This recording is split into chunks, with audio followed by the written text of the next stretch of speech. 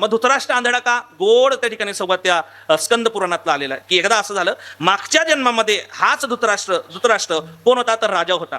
आणि राजा असताना त्याच्या नगरीमध्ये सर्वांचा सांभाळ राजानं करावा हा आपला प्रकृतीचा नियम आहे. या नियमानं राजा सर्वांचा सांभाळ करत असताना फक्त जीवांचाच नाही तर पशु पक्ष्यांचा सुद्धा सांभाळ करावा. आणि पशु पक्ष्यांनी सुद्धा आपल्या जीवनाचा राजा जर कोण असेल, सांभाळ करणारा कोण असेल तर तो राजा आहे हे स्वीकारावं. या अनुषंगानं त्या जन्मामध्ये एक हंसिनी 100 पिलांना जन्म दिला आणि राजाकडे आली आणि राजाला सांगितलं, राजा माझ्या या 100 पिलांचा तुम्ही सांभाळ करा, मी यांच्याकरता चारा घेऊन येते. आता हंसनीचा चारा म्हणजे मोत्याचा चारा, मोत्याचा चारा हंसनीचा असं आपण म्हणतो. मग या अनुषंगानं मी माझा चारा घ्यायला निघालेली आहे, तो मी येईपर्यंत तुम्ही माझ्या 100 पिलांचा सांभाळ करावा असं राजाला सांगितलं. राजा म्हणू लागला काही हरकत नाही. राजानं शिपायाला सांगितलं, या 100 लेकरांचा सांभाळ तुम्हाला करायचा आहे.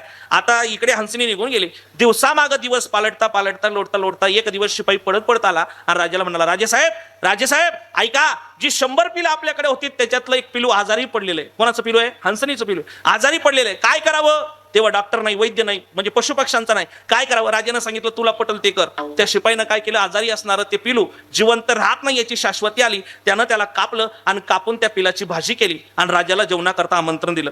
राजानं आल्यानंतर पोटभर जेवण केलं आणि जाता जाता शिपाईला सांगितलं, शिपाई रोज जर असं जेवण तू मला बनवलं, रोज जर अशी सुंदर अशी चवीची भाजी मला बनवली तर मी रोज तुझ्याकडे जेवायला येईल. मग कोणत्या सर्वसाधारण व्यक्तीला वाटत नाही की आपल्याकडं राजानं येऊ नये? प्रत्येकाला वाटतं राजानं आपल्याकडे आलं पाहिजे. या अनुषंगानं पुढच्या प्रत्येक दिवसामध्ये एक पिलू घ्यावं, त्याला कापावं, त्याची भाजी बनवावी आणि राजाला खाऊ घालावी. 100 पिलं कधी संपलीत कळालं नाही. दिवसामागं दिवस लोटता हंसनीला चारा भेटला आणि तो चारा घेऊन हंसनी मात्र त्या ठिकाणी आपल्या राजदरबारामध्ये आली. राजाला नमस्कार केला आणि नमस्कार केल्यानंतर राजाला विचारलं, राजे सांगा माझी 100 पिलं कुठे आहेत? आता किती दिवसापासून आपल्या लेकरांना ते हंसनीनं बघितलं नाही. राजा पुढे हात जोडलेत. राजानं सांगितलं, मी शिपायाच्या त्या ठिकाणी शिपायाला सोपवलेलं, शिपायाला जाऊन विचारा. शिपाईला विचारल्यानंतर शिपाई म्हणले तर राजाला विचारा. राजानं म्हणावं शिपाईला विचारावा. आता हंसनीनं दोघांना समोरासमोर आलं. राजा, शिपाई तुम्ही सांगा आता माझी पिलं कुठे आहेत? शिपाई म्हणावं, राजे साहेब तुम्ही सांगा. राजा म्हणतो, मी काय सांगू, तू सांग.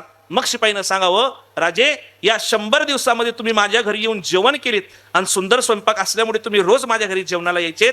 पहिल्या दिवशी जेव्हा पहिलं पिलू आजारी पडलं, मी तुम्हाला विचारलं, तुम्ही सांगितलं तुला पटेल ते कर. मी त्याला कापलं, त्याची भाजी बनवली, ती भाजी तुम्ही खाल्ली, तुम्हाला आवडली. तुम्ही म्हणलात अशी भाजी रोज असेल तर मी रोज जेवणाला येईल. पुढे मी 99 दिवसामध्ये 99 पिलं कापलीत, तुम्हाला जेव घातलं. राजा हिशोब तुम्ही द्या. आणि असं ऐकल्याबरोबर त्या हंसनीच्या एकेका डोळ्याला 2-2 अश्रू धारायला लागला. राग आला, क्रोधायमान ती हंसीन झाली आणि सांगितली, जा राजा, डोळे असून माझ्या 100 लेकरांचा सांभाळ तू करू शकला नाहीस, जा, पुढचा जन्म तुला आंधळ्याचा भेटल, तुझ्या पोटी 100 मुलं जन्माला येतील. पुढचा जन्म तोच राजा म्हणजे धृतराष्ट्र झाला, आंधळा म्हणून जन्माला आला.